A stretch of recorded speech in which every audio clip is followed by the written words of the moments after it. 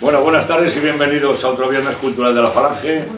Hoy se ve que la Semana Santa nos ha pegado un cariñoso arañazo y estamos bastante menos de los que solemos estar por aquí. Pero bueno, los que hemos venido sabemos que va a merecer la pena estar.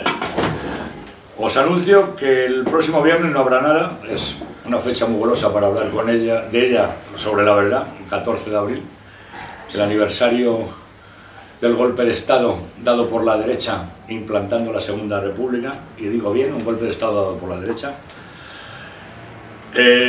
No habrá nada ese día, el 14 de abril, luego ya sí, el viernes siguiente tendremos otro escritor, Lucio Peña Cova, que nos presentará el libro Futurum Nostrum, es cómo se está contaminando Europa ya a pasos agigantados y el futuro pues no es nada halagüeño.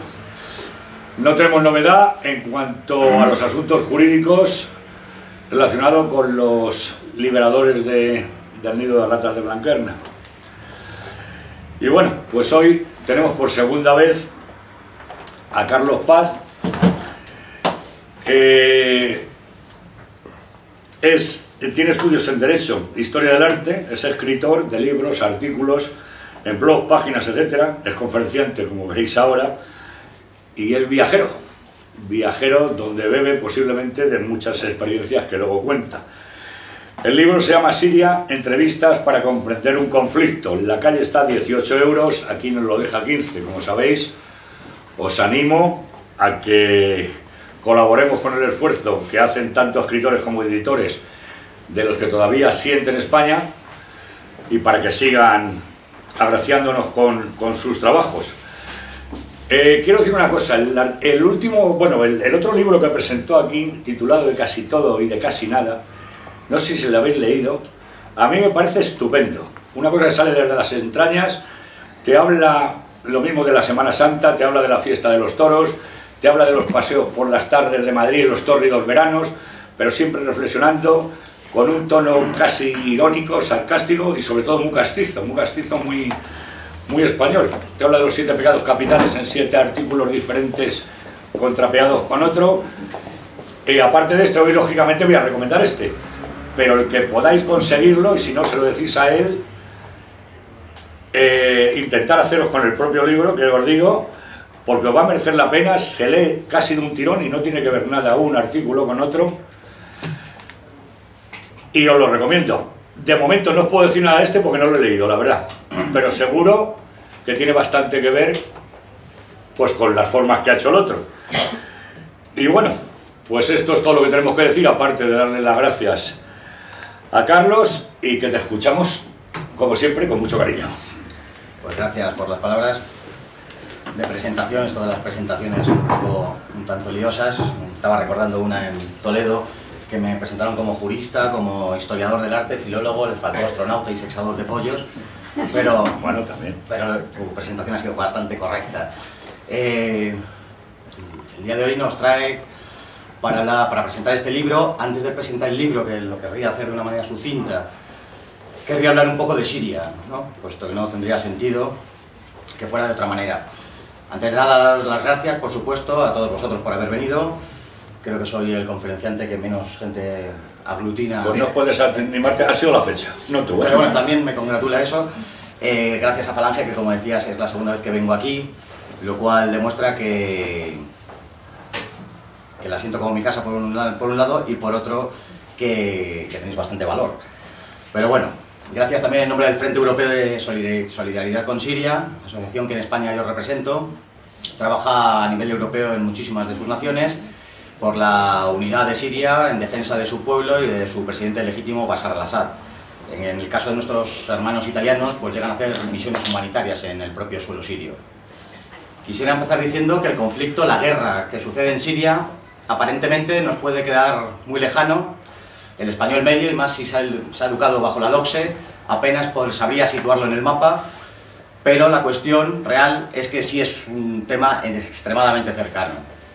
Hay que saber que lo que en verdad se juega en esta parte del tablero geoestratégico que es Siria no es la pervivencia de un régimen dado, de la figura de tal o cual presidente, sino que lo que en verdad se dilucida ahí es mucho más. Es la apuesta definitiva del mundialismo por controlar esa parte del mundo con el fin de aislar a Rusia quien en última instancia abre la posibilidad de terminar con un mundo unipolar comandado por Estados Unidos y que es el que conocemos. Por otra parte, se dilucida la derrota o no del terrorismo yihadista y entre otras cosas para que dejase de atentar en suelo europeo. Se dilucida también un desequilibrio de poder en la zona que beneficiaría directamente al Estado de Israel. Y se dilucida, por supuesto, la existencia de Siria tal y como la conocemos, puesto que si en el caso de no ganar el régimen legítimo del señor Bashar al-Assad, lo que conllevaría sería una islamización de Siria y que dejase de existir Siria, el cual es un verdadero o posible interlocutor con Europa, ¿no? Para explicar lo que ha sucedido en Siria, antes de nada habrá que saber pues varias cosas. Primeramente, que el debate político en este país, en Siria, ha girado entre dos polos. Uno, el panarabismo socialista y aconfesional que representa el partido Baas, que garantiza esa peculiar sociedad multiconfesional que existe en Siria y que ha articulado las corrientes de pensamiento de manera definitiva desde los años 60. Por otra parte, la Hermandad Musulmana, que aquí en España la desconocemos, pero que es una organización que lleva 80 años funcionando, que se distingue por un elitismo vinculado a las clases terratenientes y a modelos económicos liberales. Y por encima de todo, que plantea acabar con esa sociedad multiconfesional e imponer una fe muy concreta que es el Islam suní, con todo lo que conlleva. Habría que recordar que la Hermandad Musulmana ha encabezado numerosas revueltas en el pasado, que lo que hoy sucede no es nada nuevo, y que, por ejemplo, entre los años 70 y 80, sus algaradas produjeron cerca de 40.000 muertos. Otro elemento a tener en cuenta en lo que está sucediendo en Siria es que en Siria, conjuntamente con Irán y Hezbollah en el Líbano, ha formado el llamado eje contra la resistencia contra Israel. Desde los años 60, el partido Baas estructura la nación, consolida un Estado que no había existido de manera real desde su independencia en 1946, y si bien la Guerra de los 6 días, la de 1967, se salda con una victoria israelí, la del 73, la que los hebreos la llaman la Yom Kippur, acaba en tablas, pero crea una situación favorable y de estabilidad para Siria. Una situación de equilibrio de poder que Israel en nada beneficia. Si a esto le añadimos el triunfo de la Revolución Islámica chií de Irán de 1979, podremos entender el gran interés que existe por destruir este eje de resistencia. Por otra parte, tenemos el auge del islamismo, que nace a partir del final de la Guerra Fría y que ha posibilitado dar legitimidad a determinados regímenes teocráticos y dictatoriales como el de Arabia Saudí, el de Emiratos Árabes, el de Qatar, y que intentan exportar estos modelos auténticamente sátrapas al resto del mundo árabe. El último elemento que actúa en la crisis siria sería el interés de Turquía por recuperar el espacio otrora otomano. Ahora podremos explicarnos un poco mejor cómo en marzo del 2011, al calor de lo que se llamó la Primavera Árabe y que fue cacareado con tanto entusiasmo desde todos los medios de comunicación, se nos pretendió hacer creer que en Siria existió un descontento generalizado que derivó en una especie de insurrección no muy bien aclarada. Les llamaron los rebeldes. Unos rebeldes, eso sí, que al poco tiempo estaban perfectamente pertrechados y armados hasta los dientes. Algunos han llamado con buen criterio a esta primavera la Primavera Verde, pues en verdad es el islamismo político suní el que estaba detrás de todo ello. Primavera árabe que resultó fallida allí donde se presentó y que originó una realidad mucho más problemática que la situación que pretendió mitigar.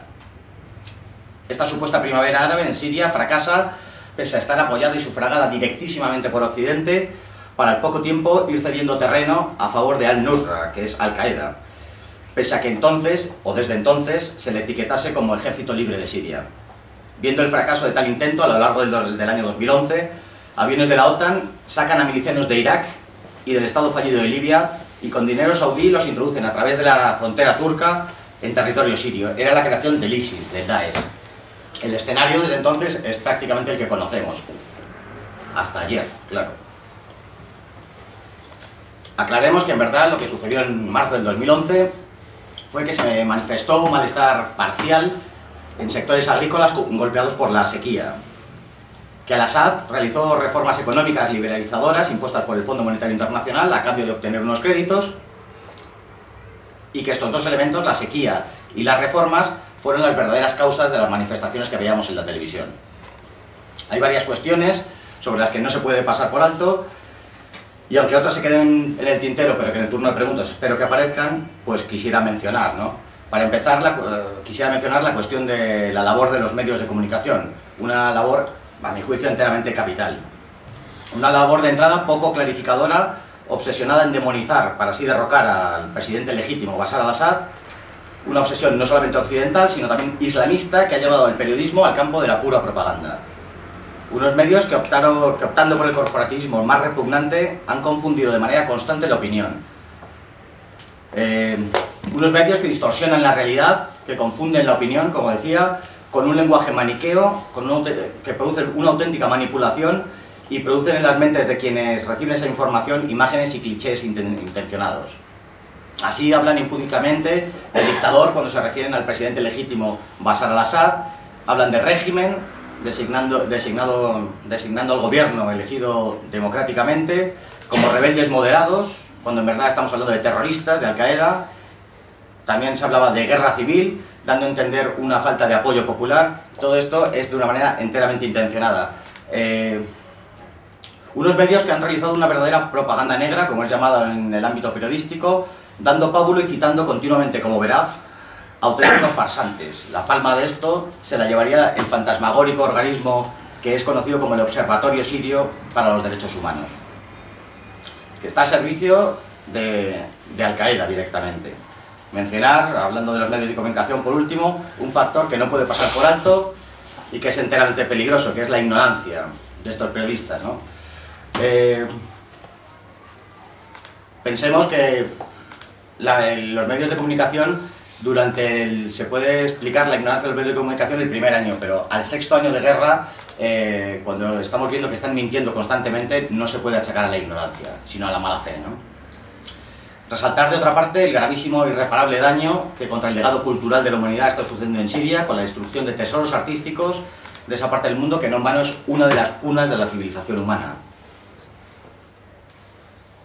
De ahí que no nos cansaremos, el Frente Europeo de Solidaridad con Siria, en denunciar que las Naciones Unidas hace tiempo que deberían haber hecho todo lo posible para haber preservado esa zona. Al hilo de la crisis de Siria es imposible no mencionar la cuestión de los refugiados, ¿no?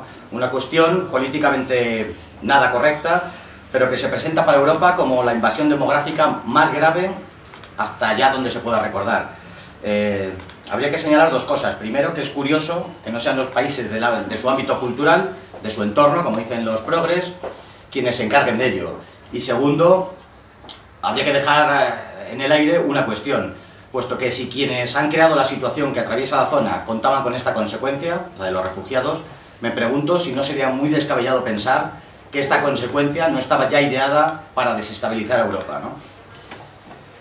Parándose en este punto, habría que mencionar la continua demagogia que, empujada por el buenismo y por esas políticas de refugees welcome, que no pasan de ser brindis al sol, están haciendo tanto daño a Europa. Pensemos que todo ese anuncio inmigratorio, que los medios de comunicación llaman refugiados, es en verdad una amalgama de personas de los países más diversos, y que solamente una parte muy pequeña, un 10-15%, son sirios o iraquíes. Son varones, en su mayoría, en edad de trabajar y de luchar, suelen pagar elevadas cantidades de dinero y sobre todo que exigen un derecho que nadie me ha sabido explicar de dónde viene, que es venir a Europa. Decir a este respecto de los refugiados que si pretendieran adaptarse a nuestra sociedad, se les tendría que dar un trabajo y una casa, y esto crearía un agravio comparativo pues de primer orden, ¿no? Imposible también no apuntar el hecho de la financiación del Estado Islámico gracias a la venta de petróleo, entre otras cosas, también a la venta de restos arqueológicos, pero en concreto los medios de comunicación al uso nos han dicho que venden petróleo, pero nunca nos dicen a quién. Pues bien, en el libro aparece un documento, entre otras cosas, a mitad del libro, en donde se demuestra el encargado ruso en Naciones Unidas cómo se vende a Turquía, y precisamente Turquía ha sido el que ha facilitado la entrada de esos auténticos bárbaros, que es el Daesh, ¿no? Así está pagando Turquía. En este asunto y en otros muchos casos similares al que nos trae hoy aquí, se habla rápidamente de dos cosas que vinieran a ser lo mismo, ¿no? Se dice que la guerra de Siria, o la guerra en general, es una lucha por los recursos materiales. Y también se habla de su sentido estratégico. Pues bien, vaya por delante que a mi entender la guerra o la historia como no se puede entender por una lucha por dinero o por el beneficio solamente, ¿no? Indudablemente en muchas ocasiones bien puede ser así, pero enseguida perfectamente podríamos encontrar otros muchos casos que no es de este modo. Siria, bien es cierto, que tiene una localización extremadamente privilegiada dentro de ese escenario que es Oriente Medio, pero también tendremos que aceptar que no posee significativas reservas de hidrocarburos. Sí, que es un sitio geoestratégico por donde es utilizado para la conducción de estos hidrocarburos, ¿no? Es verdad que el lugar que ocupa Siria es una salida natural de los oleoductos que provienen de Oriente, con salida al Mediterráneo, y que existe un proyecto, el de los 5 mares, la zona de Pentalasia, que linda con el Caspio, con el Mar Negro, con el Mar Mediterráneo, el Rojo y el Índico, pero explicarlo solo por estos motivos, cuando lo veo yo así explicado, pues no me satisface en absoluto, ¿no? La explicación última habría que hallarla preguntándose a quién beneficia que Siria se encuentre en la situación en la que se encuentra. A mi parecer, de entrada, a Arabia Saudí, que es difusora de un mensaje islámico wahabita que pretende destruir las sociedades que de su ámbito cultural no comulguen con su visión del mundo. Seguidamente Turquía, país que está en manos del megalómano Erdogan y que se ha propuesto una política neotomana. Seguidamente, y es imposible no hablar, del Estado terrorista de Israel, que es siempre deseoso de verse rodeado de mini-estados, o en su caso de lo que ahora se llaman estados fallidos, que sean estados ingobernables e inmanejables. Por supuesto, Estados Unidos, que lo que pretende es crear un extensísimo área de indecisión, bien para contentar a algunos de sus socios de la región, como Arabia, bien para dar salida a parte de su industria militar y de paso seguir cercando a Rusia. Por último lugar, Francia e Inglaterra, con su histórico afán imperialista, están dispuestos a rebañar los despojos que queden en forma de beneficio a la hora de explotar los recursos. Recordemos en este punto que se han cumplido recientemente los 100 años del Tratado de Sykes-Picot y aquel tratado que dividió Oriente con Escuadra y Cartabón, según los intereses de los países imperialistas, y que se llevó de manera secreta, pero que la Unión Soviética pues lo reveló, ¿no? Pareciese que de alguna manera se estuviera repitiendo aquello otra vez. Creo que la salida al conflicto pasa por encontrar lógicamente unas soluciones, y estas debían de basarse en los acuerdos adoptados que se adoptaron hace 2 noviembres en Viena. Estos eran que Bashar al-Assad tiene que ser un actor con el que hay que contar, la integridad de Siria, del Estado sirio, se ha de garantizar, la lucha contra el terrorismo se ha de llevar hasta sus últimas consecuencias, hay que contar con las potencias regionales y la supervisión de Rusia en la solución del conflicto, y por supuesto cerrar la permeabilidad de la frontera turco-siria. Porque no llevar a cabo estas medidas nos llevarían indefectiblemente a un escenario de incertidumbre que tal vez sea lo que pretende Occidente y sobre todo Estados Unidos. Y viéndolo de ayer, me reafirmo en lo dicho. Siria es un Estado moderno, aconfesional, social y un necesario interlocutor con Europa. Está desde luego bien alejado de aquel eje del mal que tan fantasmagóricamente nos fue dibujado, ¿no? Y opuesto enteramente a ese otro eje del mal verdaderamente dañino, este sí, que es el que forma Washington, Bruselas y Tel Aviv. Porque en última instancia de lo que estamos hablando hoy, de Siria, es de una lucha que podríamos definirla como una de las últimas fronteras que pudieran parar al mundialismo y a la barbarie. Porque al fin y al cabo se trata de una lucha entre la civilización y la nada. Porque esta línea que divide en la actualidad al mundo, esta es la línea que divide al mundo, no la pretendida de derechas e izquierdas, que vosotros bien sabéis y habéis dicho hace tiempo, pero sobre todo en política internacional ya no existe eso. Hay una línea, y en un lado están quienes queremos mantener la identidad de los pueblos y del hombre, y quienes se posicionan junto al mundialismo y ese amasijo de ideologías que todo lo quieren destruir. En Siria la elección es Bashar al-Assad o los hermanos musulmanes, la civilización o la barbarie, y no otras cosas que nos intentan dar a entender los medios de comunicación. Para terminar, la breve exposición de Siria y entrar ya de lleno en el libro, sí quisiera deciros que los atentados de París, ya lejanos, los atentados que están sucediendo, que se intentan no dar pábulo, el de San Petersburgo casi que ha pasado por encima, los medios de comunicación han pasado de puntillas porque no interesa, esta tarde ha habido uno en Estocolmo, tengo entendido, pues han cambiado la percepción de la situación en Siria, ¿no? O deberían haber cambiado. Nos vemos más vulnerables ante la realidad del terrorismo yihadista, porque de lo que estamos hablando hoy no es de otra cosa que de terrorismo puro y duro, nada de guerra civil. Un terrorismo que ha golpeado Europa y que amenaza con volver a hacer a la menor ocasión, como están demostrando. Porque lo que está sucediendo en el país vecino mediterráneo no es una revuelta, una protesta, es una guerra civil. Es terrorismo puro y duro. Una lucha la que se está desarrollando en Siria desde marzo del 2011, que podríamos definirla, insisto, como una de las últimas fronteras que pudieran parar al mundialismo y la barbarie. Al fin y al cabo se trata de una lucha entre la civilización y la nada. Muchas gracias.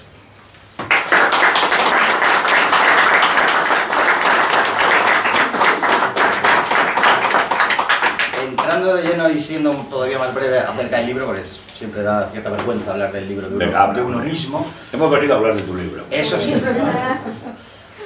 Pues habría que preguntarse por qué escribí esto, ¿no? Que realmente no lo he escrito, sino que, para ya el que no lo sepa, pues el libro está conformado por 18 entrevistas.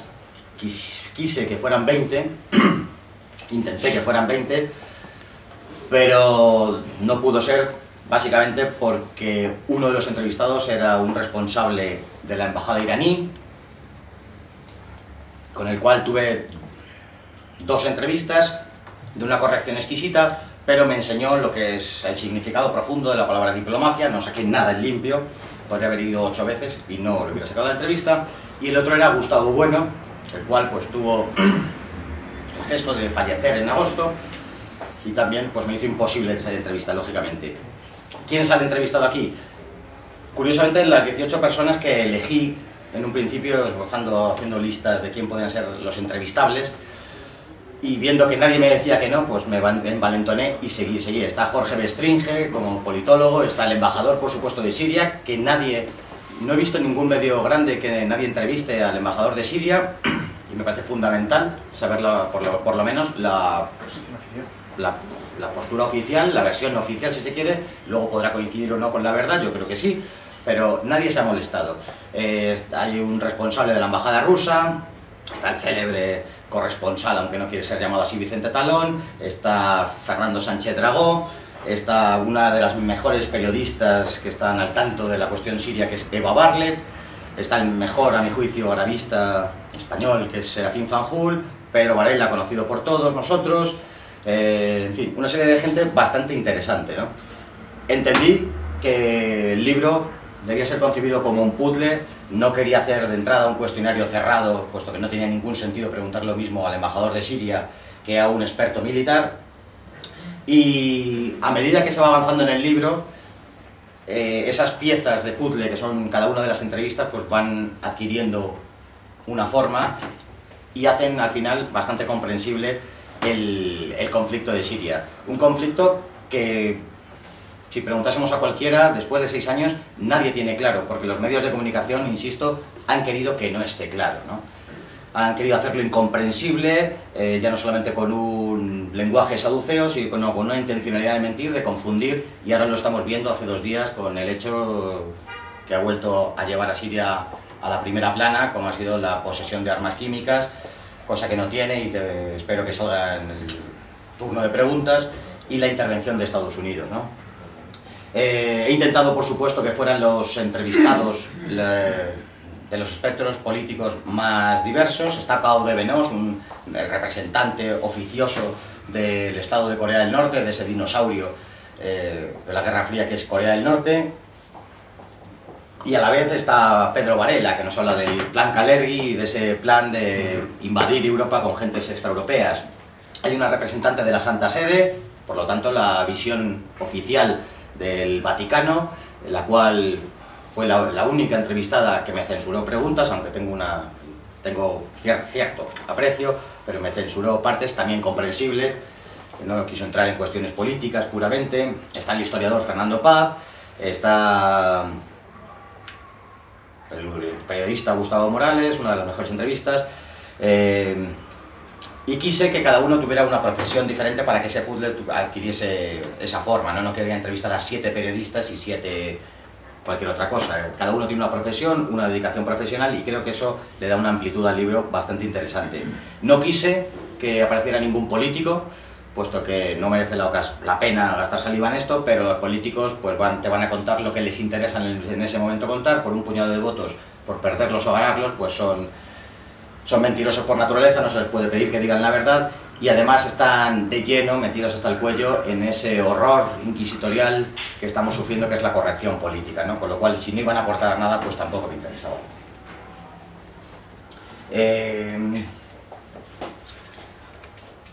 El libro no solamente trata de Siria, el hilo conductor es Siria, de hecho el 90% de las preguntas son de Siria, pero a cada entrevistado quería preguntarle cosas particulares de... Por ejemplo, el historiador Fernando Paz está muy metido con las cuestiones de ideología de género y me parecía un pecado no preguntarle a esa persona sobre su especialidad o algo que pudiera aportar al libro, ¿no? Entonces, en este sentido, pues hay preguntas que parecen digresiones, pero no lo son. Luego sí conforman, al fin y al cabo, todas esas pequeñas cuestiones que aparecen en torno a cada entrevista, pues son elementos de ese mundialismo, elementos que alimentan ese mundialismo que al fin y al cabo es el que ha creado la guerra en Siria, ¿no? Pues poco más que decir del libro. Estuve 9 meses entrevistando. Había gente que costaba un horror entrevistarle, pero bueno, supe asediarles y salieron adelante, ¿no? Las ideas que me gustaría que quedasen muy claras es que Siria no es un país islámico, Siria es un país multiconfesional, y esto es ocultado continuamente. Si preguntásemos a la gente si Siria es musulmana o no, el 90% nos dirían que sí. Pues no, no es un país musulmán, es un país multiconfesional, donde conviven. Hace 2 semanas estuvo aquí el arzobispo Nicolás Mati y lo explicó por encima bastante bien. Y yo creo que se oculta intencionadamente esa multiconfesionalidad, pues primero para le justifica a Israel. Israel es el único país confesional y le interesa que haya otros países confesionales en su zona, ¿no? Y por otra parte, Occidente, que siempre ha tenido, sobre todo Francia, que pasa muy desapercibido en los medios de comunicación, pero para mí es el gran muñidor de todo lo que está sucediendo. El gran culpable, uno de los grandes culpables es Francia, que siempre ha querido, tiene a Siria atragantada desde la Edad Media, desde el tiempo de los capetos seguramente, y que está obsesionada con parcelar, con dividir a Siria, con crear mini Sirias y que sean estados confesionales. Al fin y al cabo, el Líbano es eso, ¿no? Poco más de decir. Si quisiera mencionar, lógicamente, a lo largo del tiempo que iba yo confeccionando el libro, pues le salieron varias novias editoriales al libro, pero quise que fuera Enrique Uribe, la editorial Esparta, puesto que está aquí presente, puesto que me ha dado una libertad absoluta, no solamente para el contenido, que no ha censurado absolutamente nada, sino la portada, la distribución, todo. Es un placer trabajar contigo, Enrique, vaya por delante.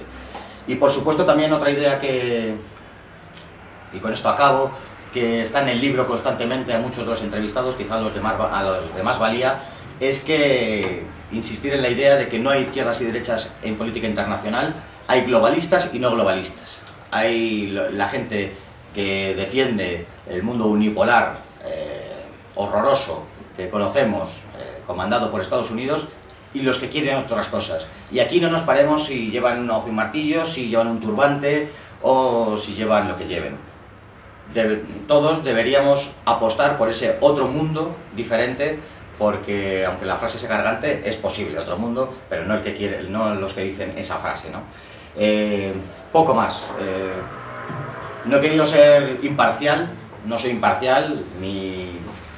Mis creencias hacia Siria, hacia el pueblo sirio, hacia la historia de Siria, hacia su presidente, su ejército, están les he puesto a la luz del mundo.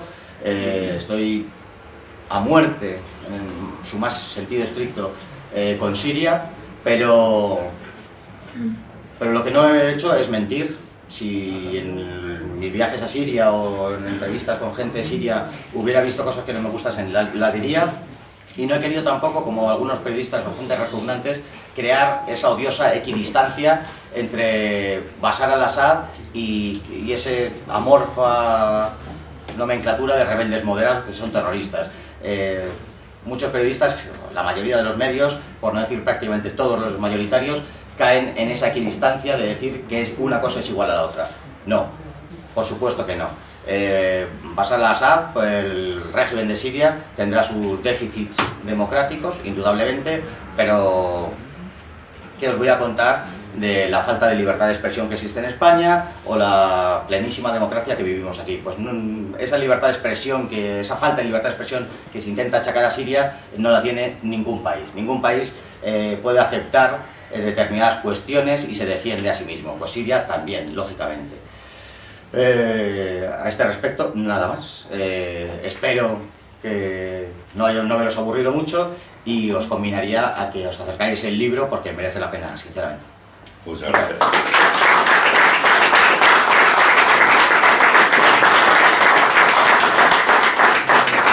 Ha sido el primero, Nico, levantar la mano. Muy bien. Pues yo, Carlos, evidentemente felicitarte por la conferencia y por el libro. Yo sí lo he leído y me parece un libro muy necesario, muy revelador, muy esclarecedor de lo que ocurre en Siria, porque la gente que habla es toda gente que en la mayor parte conoce el problema. Hay alguna entrevista verdaderamente interesante, que es la de Moxen, por ejemplo, o la de Fanjul, evidentemente un analista, un señor que aporta unos puntos de vista muy novedosos y muy interesantes, ¿no? Es muy necesario conocer lo que está ocurriendo en Siria, sobre todo con lo que está pasando ahora mismo.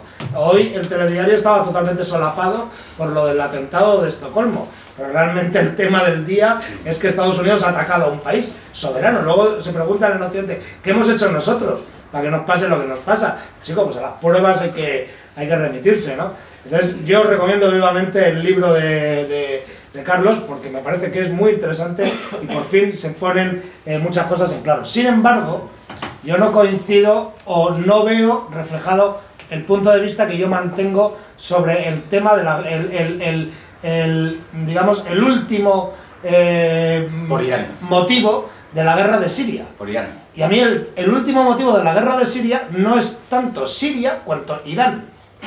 Es decir, las cosas que ocurren en Siria ocurren en una cronología que si uno piensa lo que estaba ocurriendo en el tema de Irán en aquel momento, era el momento en el que Israel pensaba bombardear unilateralmente las instalaciones nucleares iraníes. Siria es el único país que ayudó a Irán durante la guerra Irán-Irak y cortó el oleoducto iraquí al Mediterráneo. Esto nunca lo han olvidado. Por otra parte, los alawíes son una especie de chiitas septimanos o duodecimanos y tienen mucho que ver con lo que ocurre con el pensamiento religioso de Irán, ¿no? Entonces, creo que lo que ocurre en Siria es el intento de Israel por acabar con la posibilidad de que Irán lleve gente, munición, armamentos a Hezbollah, que desde el año 2006 dio una soberana paliza a Israel. Hezbollah tuvo... Felizmente.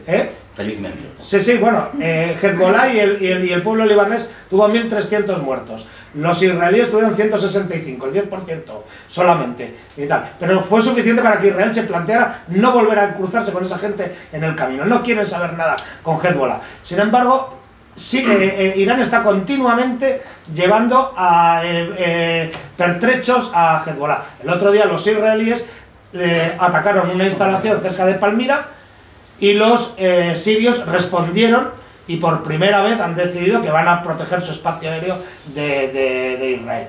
Creo que la clave es que Irán no se establezca y no se instale como potencia hegemónica en la zona. Si tras la caída de Alepo, la deriva de la guerra hubiera consolidado finalmente al presidente Bashar al-Assad a Rusia, que es la que no quiere irse de ahí, porque entonces perdería toda su presencia en el Mediterráneo. Ya no tiene ninguna base. Antes tenía la de Marsa Matruk, luego tenía otra en Suez y la única que le queda es la de Tartus.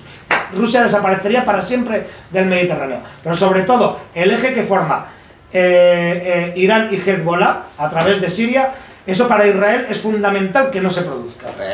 Pues totalmente de acuerdo, no se contradice lo uno con lo otro. Simplemente he mencionado el eje de resistencia, la existencia del eje de resistencia contra Israel, que lo conforman Hezbollah, Irán y la propia Siria. Claro que también un punto muy interesante, y es así, yo no sé si la finalidad última, pero era acabar con Siria para ir aislando y aproximarse a un futurible ataque a Irán. Pues seguramente sí. O sea que, pero no es contradictorio, sí, además lo creo. Sí. Sí, yo quería preguntar ¿qué relación puede tener un supuesto plan que hay de Israel para conseguir el gran Israel, que es, bueno, pues hacerse con las tierras supuestamente prometidas en el Antiguo Testamento al pueblo hebreo, etcétera, y que si esto puede realmente estar detrás de lo que está ocurriendo. Yo no creo que Israel, soy un poco sospechoso, no soy amigo de Israel, pero no creo que sea el Estado de Israel no creo que sea un elemento de los que estuvieron pergeñando o manguñendo el asunto de la guerra en Siria. Ahora bien, Israel se frota las manos, siempre lo digo, y se congratula de ver que ese plan se desarrolla para destruir Siria, porque una de las cosas que quiere es estar rodeada de mini-estados ingobernables. También es decir que se ha beneficiado. Israel ha acogido en sus hospitales a gente de rebeldes moderados, que son terroristas de Al-Qaeda. Cuando se reconquistó Alepo, en un búnker aparecieron asesores israelíes, que nunca nos han explicado qué hacían unos asesores militares israelíes en un búnker en Alepo, en la parte de los terroristas. ¿Se habían perdido una noche por ahí? No han dicho nada de eso. Evidentemente, con esto quiero decir que Israel está favoreciendo al terrorismo, como no puede ser de otra manera, y se congratula por la situación de Siria. Pero no creo que haya sido uno de los instigadores. Carlos, quería preguntarte sobre los últimos hechos, ¿no? O sea, parecía ya que se vislumbraba un final político a la crisis en Siria, parecía que Estados Unidos, Rusia y China se iban a dar la mano para llegar a una paz deseada por muchos, ¿no? Y nos encontramos con el ataque de esta madrugada con 59 misiles Tomahawks que, bueno, van a destruir la principal base aérea siria, precisamente la que está llevando a cabo todos los ataques contra el Estado Islámico y contra la filial de Al-Qaeda en Siria.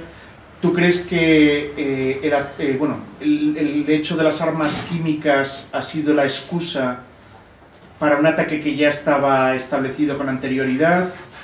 ¿Es simplemente un golpe sobre la mesa de Trump que se encuentra presionado por los halcones de Washington? ¿Qué diagnóstico haces de este ataque y qué nos espera? Porque lo que se vislumbra pues es una radicalización una vez más del conflicto, ¿no? No sé qué hay detrás. Lo que sí sé es que el ejército sirio no tiene armas químicas. Todas las armas químicas estaban en posesión de los rebeldes. La versión rusa es plenamente fiable en este sentido, que haya sido el resultado de lo que ha sucedido, o sea, el resultado de un bombardeo de la aviación del Ejército Nacional Sirio sobre arsenales de los terroristas que tenían material químico. El responsable sirio para Naciones Unidas llevaba mandadas hasta el día de ayer 90 cartas en donde explicaba y denunciaba y ponía sobre aviso de que los terroristas tenían armas químicas desde hace años, 90 cartas. Lo que sí sé es que en agosto del 2014 se hizo lo mismo, se intentó adjudicar el uso de armas químicas al gobierno del señor Bashar al-Assad y después de una investigación se demostró que habían sido los terroristas. Lo que sí sé es que las imágenes que vemos las fuentes son más que sospechosas, puesto que están realizadas la noticia se dio por el Observatorio de Derechos Humanos, que es un señor que vive en Coventry, que es terrorista, y en las imágenes salen esas gentes poco aconsejables, que son los cascos blancos, que son terroristas. Es la cara amable del terrorismo, que ante eso hay que descubrirse que han hecho una publicidad maravillosa, ¿no? Les han llegado a dar un Oscar hace unos meses, ¿no? Eso sí lo sé. Sé también que Estados Unidos, toda la historia de Estados Unidos, y en la crisis de Siria ha sucedido, utilizan la mentira y el uso de la mentira en los medios de comunicación para justificar acciones suyas. También sé que el único país que ha utilizado armamento químico ha sido el repugnante país de Estados Unidos en la guerra de Irak con uranio empobrecido. Y lo que sí sé es que esto ha sucedido hace 2 días y que para acusar a alguien tiene que haber una investigación y tiene que haber unos resultados, como hubo en agosto del 2014 y luego se demostró que eran los terroristas. Pero aquí, antes de la investigación, se está acusando Y no solamente acusando, sino se está culpabilizando al gobierno del señor Al-Assad. Y se está utilizando eso para bombardearlo. Con lo cual mi conclusión es que Estados Unidos es enteramente repugnante, como no se podía esperar otra cosa de él, por otra vez. Alguien bien. Sí, estoy siguiendo el curso de la guerra por los medios de comunicación o de manipulación, como quieran llamarse, ¿no? Y entonces no sé en qué punto está ahora mismo. Entonces yo quería preguntar, ¿el objetivo de esta guerra es liberar Siria y una vez liberada se terminaría la guerra o hay otro foco más? ¿Liberarlo de qué? Liberar a Siria de los terroristas, obviamente. Pero el objetivo de Siria. Sí, sí. Siria se ha encontrado con que le han creado una guerra, los terroristas, tampoco lo he mencionado, hay muchísimas cuestiones que he mencionado, la persecución de los cristianos, cosas muy importantes. Los terroristas son terroristas extranjeros, no son sirios. Y los medios te hablan de guerra civil. Son de repúblicas centroasiáticas, son tunecinos muchos, algunos españoles, pero tienen DNI, no que sean de Cuenca, marroquíes, etcétera, etcétera. Son de 100 y pico naciones. Es un conglomerado de gentes extranjeras. ¿Cuál es el objetivo? Ante esa situación, ¿cuál es el objetivo de Siria? Pues acabar con los terroristas.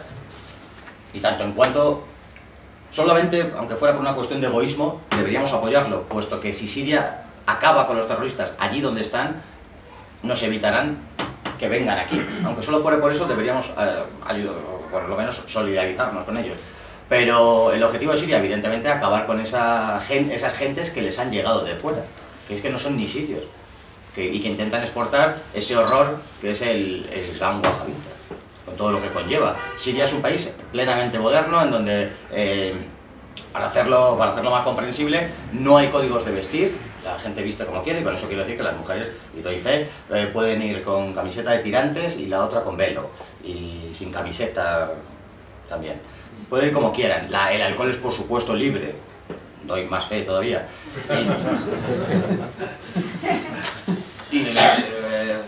Es un país homologable con Occidente.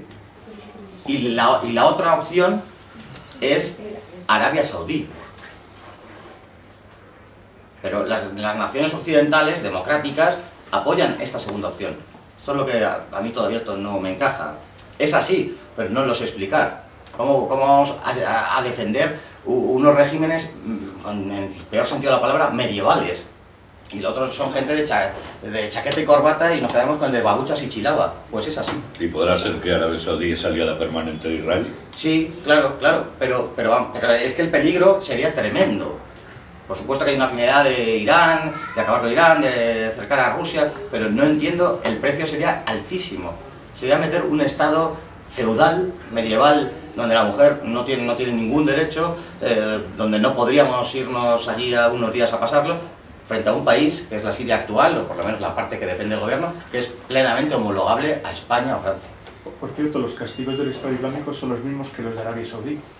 Porque la ideología es la misma, la ideología que alimenta Arabia Saudí es la misma que alimenta el Estado Islámico. Claro. ¿Tú? ¿Qué opinas de que haya podido ser las élites mundialistas que en el Pentágono las que hayan hecho este ataque a espaldas de Trump? Y si crees que la expulsión de Steve Bannon haya tenido algo que ver, porque ha sido a la vez. Su expulsión muy inquietante. Sí, pero no lo sé explicar porque yo de lo que no sé, no lo sé explicar. Supongo que le habrán engañado. Bueno, yo no soy ningún defensor de Trump, porque también es el presidente de Estados Unidos. Es que no esperemos que... No recuerdo, allá hasta donde yo recuerde, no hay ningún presidente bueno en Estados Unidos. Pero él es pro-Siria, bastante pro-Siria y pro-Rusia. Bueno, que dijo que... Pero yo no me lo he creído nunca. Bueno, pero también dijo que había proteger toda frontera con Israel. Sí es verdad que es contradictorio. Él lanzó la campaña electoral que quería acabar con el terrorismo, que quería coordinarse con Rusia, pero esa coordinación nunca acaba de llegar, por un lado. Por otro, el día 31, estando con una persona que está presente en la sala, estábamos hablando con un diplomático, bueno, no vamos a hundirle en la miseria, estábamos con un diplomático y el 31 de marzo, hace poco, cenando en Beirut, y nos enseñó cómo la responsable, la enviada de Estados Unidos en Naciones Unidas, dijo que sí, el futuro de los sirios, de Siria lo tenían que decidir los sirios. Y 4 días después sucede esto. Yo no sé explicarlo. Es que yo creo que podría ser a lo mejor como una especie de CM aquí aquí en España, que fue como contra el gobierno, o sea, el gobierno no estaba muy al tanto y fue como un contragolpe de las otras fuerzas que había en el país. No te sabría, honestamente no te sabría contestar. Y ahora yo creo que hay dos fuerzas, los mundialistas y los que más o menos están en contra, como Trump. Estados Unidos, yo muchas veces, no soy ningún experto de la política interior norteamericana, pero siempre se intenta pintar como unos buenos y unos malos. Son malos todos. Unos bombardean y otros bombardean más. La opción entre... Yo alguna vez pues he defendido a Trump, pero claro, he defendido a Trump, pues hay que contar toda la historia, porque la otra opción era el diablo. Claro, la señora Hillary Clinton. Entonces defiendo a Trump y defiendo a Torrebruno. Claro, a quien se presente del apoyo. Pero eso no quiere decir que yo defienda a Trump. Trump es el presidente de Estados Unidos con todo lo que conlleva ser presidente de Estados Unidos, que, bueno, pues también dijo que la capital le iba a poner en Jerusalén. O sea, que la política exterior norteamericana, y más en esa zona, es indisociable del apoyo al Estado terrorista de Israel. Entonces, apaga y vámonos.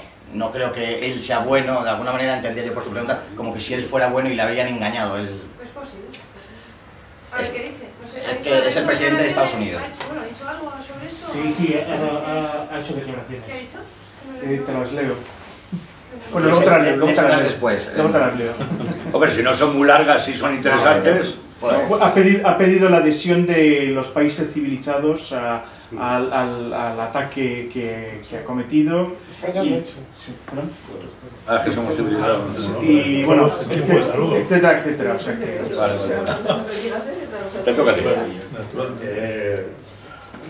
Primero, felicitarte por la conferencia. He estado con vosotros en aquel lluvioso día ante la embajada americana. sí. Apoyando a Siria. Vamos, era un auténtico diluvio.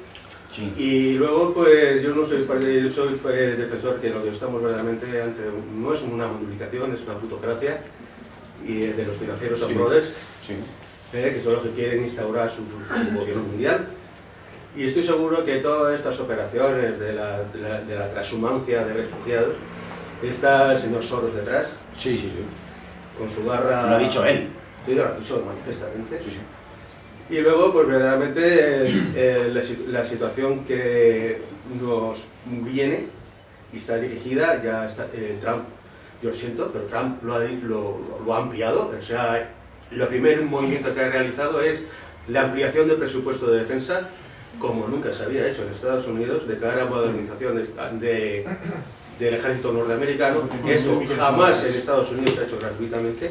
Y entonces yo estoy clarísimo que están cocinando una tercera guerra mundial. ¿Una tercera? Guerra mundial. Y ha forzado a los otros países de la OTAN a subir los presupuestos. De hecho, España los acaba de aprobar más altos que nunca los presupuestos militares. Es que los gobiernos europeos son gobiernos colaboracionistas. También hay que entender... Evidentemente, ante la voz de mando, hay que estar... Lógicamente. Siempre los republicanos incrementan los gastos militares y curiosamente intervienen menos, en menos guerras. Tradicionalmente es así.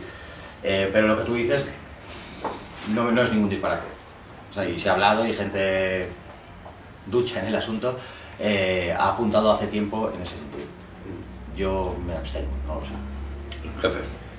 Bien, pues vamos a ver, es independiente que esté Trump en la Casa Blanca o Obama. La famosa teoría aquella que instauró ya Kissinger en su momento del caos constructivo significaba eso. Había que dividir esos estados satélites alrededor de Israel para garantizar la seguridad precisamente de Israel. Y Kissinger, como es lógico, no era enemigo de Israel, sino todo lo contrario, era muy progresista, muy judío y muy anti-árabe, muy anti-sirio en este caso. Que los Estados Unidos estuvieron, y Europa, con Francia e Inglaterra a la cabeza, detrás de las primaveras árabes, que entre otras cosas alimentaron a los terroristas que atacaron Alepo, Damasco, Palmira y demás, es algo que es más que evidente y se ha demostrado con el tiempo. Y que cuando les salió mal la jugada, desviaron todas esas tropas mercenarias, por ejemplo, hacia el norte de Irak y crearon ya directamente el ISIS o el Daesh, es algo más que evidente. Por eso no tiene ningún sentido que Trump diga en campaña electoral que el Daesh lo creó Obama, lo cual era cierto, y que cuando se hace comandante en jefe del ejército americano, lo primero que hace es bombardear Siria.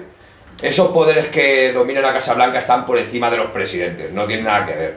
O sea, puede estar Trump, su señora o su prima, la del pueblo, muy rubia que sea, da igual. Efectivamente, los poderes que de verdad manejan en Washington están generalmente en Arabia Saudí, en Qatar, en los Emiratos Árabes, entre otras cosas. Y fundamentalmente en Tel Aviv. No hay más que echar un vistazo a lo que ocurre. Y Siria, efectivamente, yo he estado en Siria 2 veces, Damasco 2, otra en Damasco y en Alepo, y es el país más occidentalizado de la zona, con diferencia. De hecho, yo he estado en rutas religiosas, efectivamente, era un centro de peregrinación del cristianismo. Efectivamente, la zona entre Siria y Irak, entre Siria e Irak, es lo que en el Viejo Testamento, cuando se hablaba del paraíso y demás, era esa la zona, que se han encargado de acabar con ella, entre otras cosas, los americanos. Para variar, claro.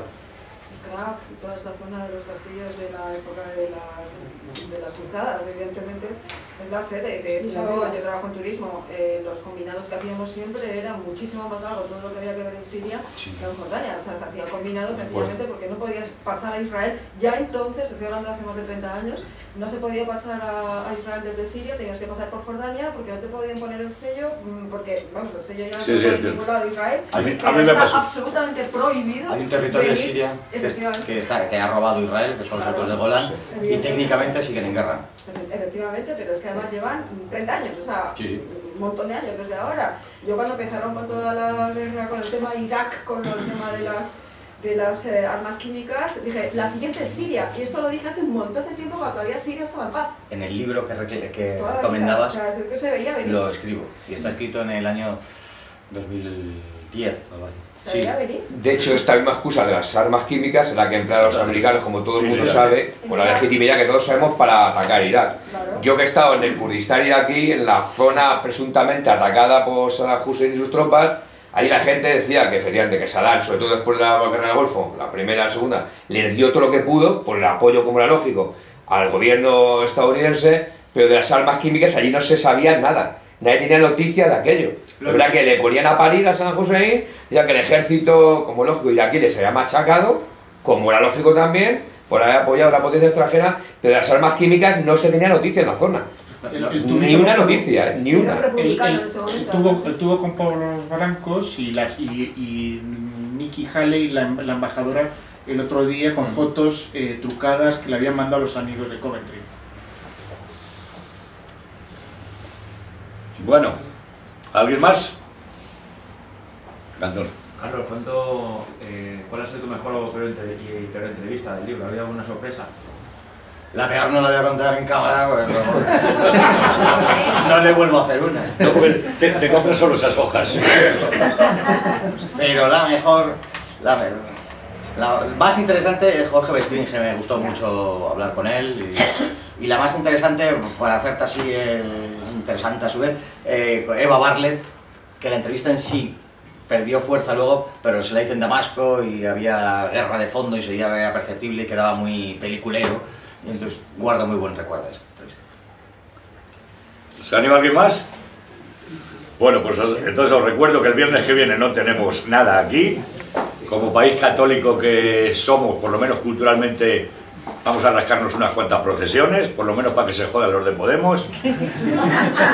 Que luego el día 21 sí que volvemos a nuestras aulas culturales, con Lucio Peñacova hablándonos del futuro nuestro, que posiblemente tenga bastante que ver con lo que hemos hablado aquí. Que os sigo recomendando que compremos todos este libro y que tengáis presente el otro de casi todo y de casi nada, que yo le quitaría, se lo he dicho a él, discrepo con la mitad del título, porque es de casi todo y no falta casi nada. Y bueno, por darle muchísimas gracias a Carlos y saber que otro día, que hagas otro, que no caiga en unas fechas, digamos, tan positivas para no venir aquí ni a ningún lado, contamos contigo siempre, Carlos, muchas gracias.